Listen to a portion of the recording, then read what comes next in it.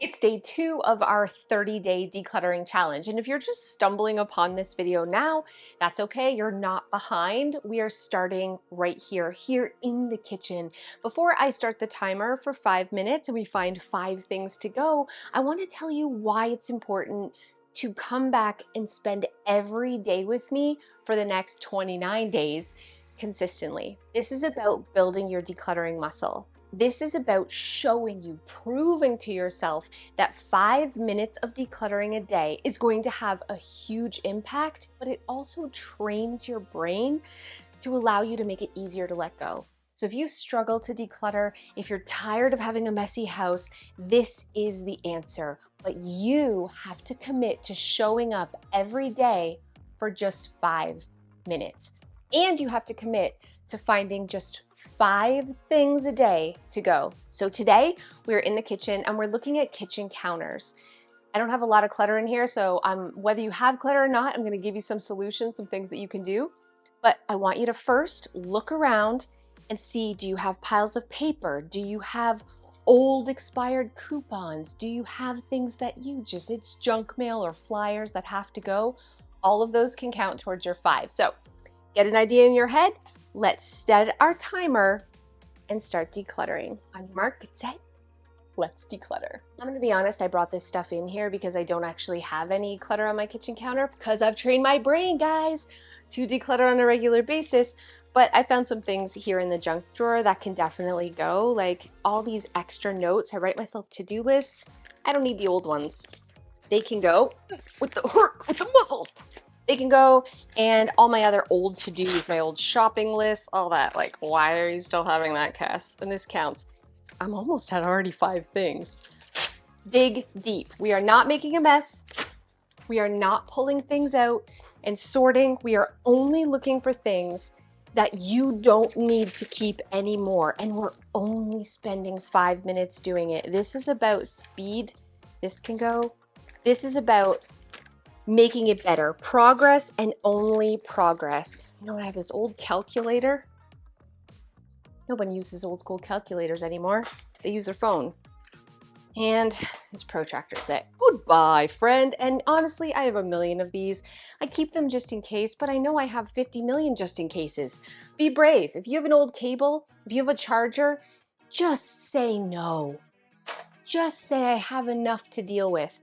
Also, this is a good opportunity to take a look at your kitchen and think about hushing it. If you watched Dawn from the Minimal Moms video about hushing, basically this is drastically reducing the amount of clutter in a space by just hiding things out of sight and seeing how you live. So I want to challenge you. We have 3 minutes left. Keep decluttering if you're decluttering, but if you're really stuck, I want you to take the toaster off your counter. And here's a really quick tip. So don't judge me, but this toaster has been in this dollar store dishpan for like 10 years. It's probably full of crumbs.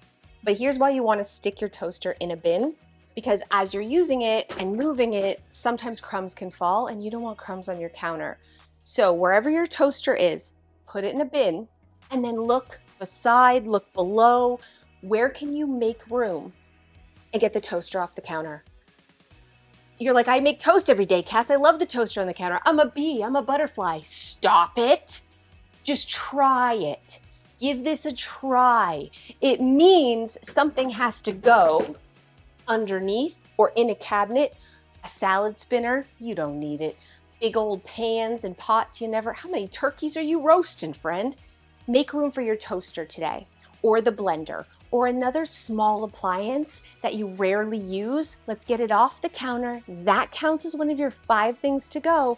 And this uncomfortable pushing us out of our comfort zone is how we make progress. Don't go over 5 minutes. That's all you need to do. We have 1 minute left. Don't get burnt out. We're gonna come back here tomorrow and continually declutter. I've found quite a big pile that's gonna leave already, and I would love to see what's leaving your house today. Take a picture of the 5 or more things that you found to declutter today, post it on social media, make sure you tag me at Clutterbug_me, and use the hashtag ClutterbugDeclutter. I Can't wait to see and be inspired by all the things leaving your house. Thank you so much. You better get back here tomorrow. Tomorrow we are tackling another space, just 5 minutes, just 5 things, and it's gonna add up to a clutter-free home. I'll see you then. Hey guys, thanks so much for those of you who have stayed to the end. If you are new to the Clutterbug channel, after each video I share an embarrassing story. Why? To make you feel better about yourself. Also, free therapy, so that's always good. Here's an oldie, but a goodie. It's not really good, it's embarrassing. Years ago, in my early 20s, I had just left an abusive, controlling relationship, and I had my first place for the first time in my entire life. And it was on the 10th floor and it overlooked like nothing but trees. So I embraced nudity. Don't judge me. Listen, okay? It was an empowering moment in my life. I was working out, I felt good about my body, and I allowed myself to be naked in my own presence. Here's where things get embarrassing though. I was cleaning my apartment, which was a disaster, okay? It was so bad. I'm sweating, I'm listening to really loud music, I'm filling trash bags because my house looked like an episode of Hoarders, and I step outside to put the trash bags in the laundry chute. No, it's not a laundry chute, it's like a garbage chute that was in this apartment building, and the horror and shock hit me like a freight train. Because, friends, not only am I in the hall, butt naked, but also this apartment building, which I had just moved into, in my defense, had doors that automatically locked behind you. And I knew this because I had locked myself out many times clothed, but never naked. So now I'm standing in the hallway on the 10th floor, completely butt naked. Garbage bags have already gone down the garbage chute, nothing to hide myself with, not a doormat in sight. Full panic. Do I go down the elevator to the landlord butt naked? I mean, I'm confident in my body because I'm 20 and I work out, but not that confident, okay? Not that confident. So I knock on my neighbor's door. He's this young weirdo who I've never really spoken to. He's a couple years older than me. He opens the door. Thank goodness he's home. But I don't even say nothing because I'm so mortified. I hide my boobs. I push him out of the way. I run through his apartment to his balcony. And then I get on his balcony. And then I'm like, I got to get to my balcony. But there's a good 1.5 foot gap. And so then I swing my leg over butt naked onto his balcony 10 stories up, and I walk and I hold on to my balcony and I move my foot and I get over and then I get into my balcony, and thank goodness my balcony door was unlocked, because who locks a 10-story balcony door? And I'm safe and I'm back in the apartment. But then I realized, did I just moon the world?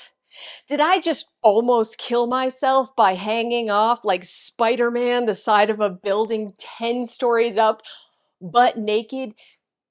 Hope nobody took a picture. Thankfully, the internet wasn't really a thing back then because I'm old. So I thought I'd share that with you because probably top 5 most embarrassing moments of all time. Also, never made eye contact with that poor guy again. See you guys next time.